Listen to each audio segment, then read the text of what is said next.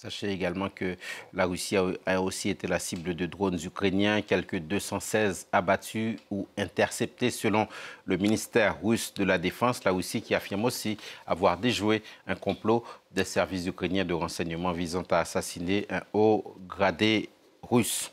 L'Ukraine qui ne devrait plus laisser partir ces jeunes hommes, ils devraient rester chez eux pour servir leur pays. Le message à Volodymyr Zelensky du chancelier allemand Friedrich Merz, il y aurait fait comprendre que les jeunes Ukrainiens ne devraient plus continuer à venir en Allemagne en nombre important alors que leur pays a besoin d'eux. Selon Merz, l'Allemagne ne peut plus se permettre d'être autant généreuse face à cet afflux de réfugiés. Il a aussi annoncé une baisse des prestations sociales qui leur étaient allouées. Je vous propose de l'écouter avant de retrouver Gauthier Ribinski pour son décryptage. Lors d'une longue conversation téléphonique, j'ai demandé au président ukrainien de veiller à ce que les jeunes hommes d'origine d'Ukraine ne retournent pas en Allemagne en grand nombre, mais servent plutôt leur pays. Ils y sont nécessaires. Et en Allemagne, les prestations accordées à ces réfugiés seront structurées de manière à ce que les incitations à travailler l'emportent sur celles à rester dans le système social. Bonjour Gauthier Ribinski. Bonjour. On vient d'écouter Friedrich Merz. Est-ce qu'il vous a semblé convaincant, pertinent?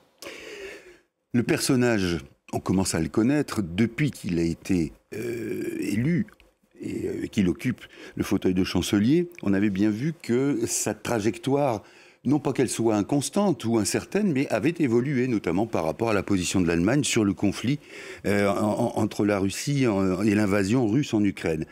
Là, il y a deux choses qui sont surprenantes. La première, c'est que la plupart, je ne dis pas tous, mais la plupart des réfugiés ukrainiens qui vont en Allemagne le font à titre provisoire, très souvent. C'est-à-dire que, on l'a vu depuis le début de ce conflit, beaucoup des familles, par exemple, qui vont dans un pays à l'ouest, que ce soit la Pologne, l'Allemagne ou autre, Roumanie, pour souffler, pour retrouver une forme de constance dans la vie et qui ensuite retournent, y compris dans des situations qui ne sont pas sur le plan de la sécurité ou d'autres, sur le plan de l'alimentation ou autres, qui ne sont pas idéales. Alors là, deuxième point, il y a la question des jeunes hommes.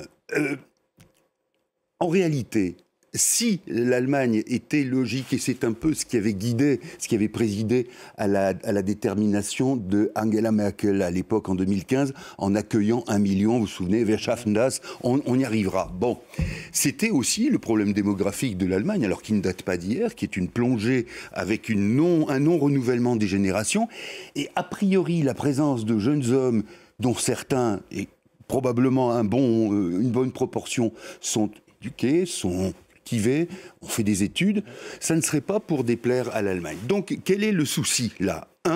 Probablement le souci de dire à Volodymyr Zelensky, vous avez là un réservoir, et on sait que démographiquement, l'Ukraine est totalement inférieure à la Russie pour ça, puisque la Russie envoie toujours des classes supplémentaires, quitte à ce qu'il y en ait, comme le disait Ludovic tout à l'heure, 50 par jour dans un secteur qui meurt. Donc là, il y a quelque chose qui est un message envoyé à Zelensky pour faire en sorte précisément qu'il n'y ait pas cet échappatoire pour certains, pour les jeunes hommes, vers l'Ouest. Et là encore, la question se pose, qu'est-ce que vous faites quand votre pays est en guerre? Est-ce qu'il faut être en permanence le patriote qu'on attend de vous?